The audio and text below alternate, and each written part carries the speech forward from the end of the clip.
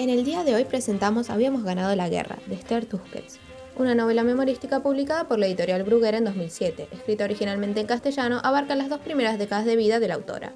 Respecto a la autora, Esther Tusquets nació en Barcelona el 30 de agosto de 1936, estudió en el Colegio Alemán de Barcelona y más tarde se licenció en Filosofía y Letras en las universidades de Barcelona y Madrid.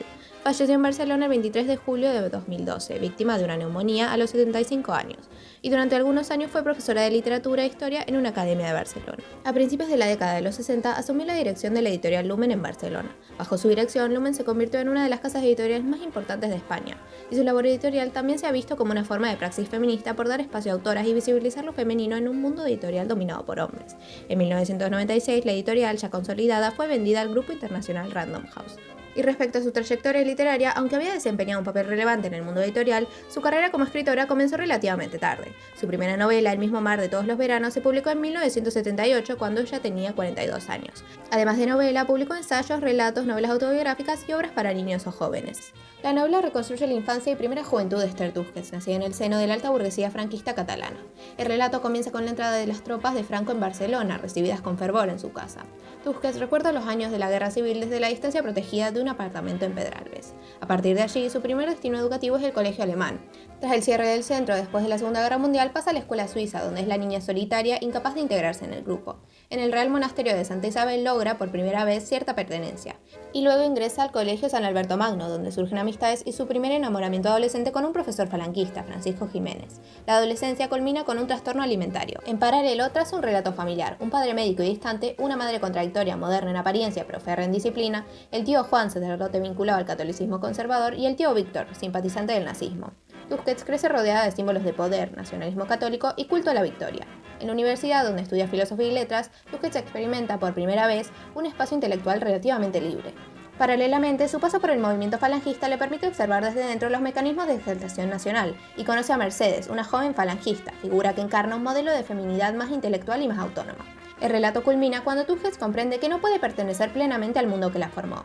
Tras una juventud vivida entre privilegios, llega a la conclusión que articula el centro de su memoria. Aunque su clase social ganó la guerra, ella no puede identificarse con los vencedores.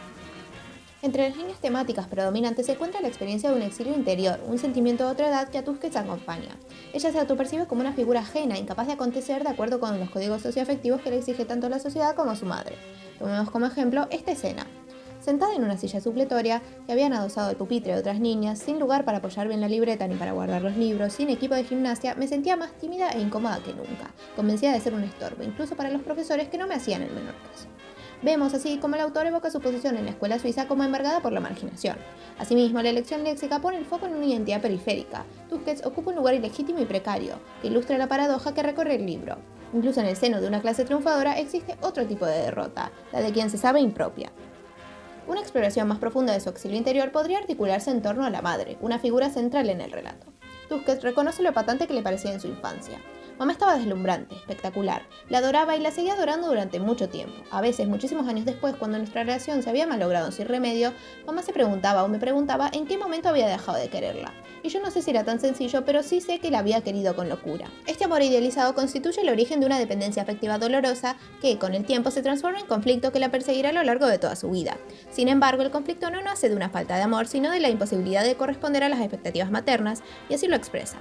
La verdad es que yo nunca me había sentido orgullosa de mí misma. Es difícil sentirse orgulloso de uno mismo cuando eres consciente de que no te pareces a la hija que tu madre hubiera querido tener. La madre emerge, pues, como una figura ambivalente, moderna e irreverente, pero simultáneamente depositaria de una presión patriarcal implacable. De la misma forma, la experiencia de una infancia en la guerra y posguerra franquista opera como trasfondo constitutivo del relato. Tusquets pertenece al bando triunfador, pero su testimonio desmonta la retórica triunfalista. La victoria produce un sentido de desajuste potenciado por el papel que desempeña la región. El catolicismo funciona como un dispositivo identitario y a la vez un instrumento de distinción social. Las misas dominicales y los colegios religiosos configuran un hábitus donde la devoción es signo de pertenencia. Además, la simpatía franquista hacia las potencias del eje permea la narrativa.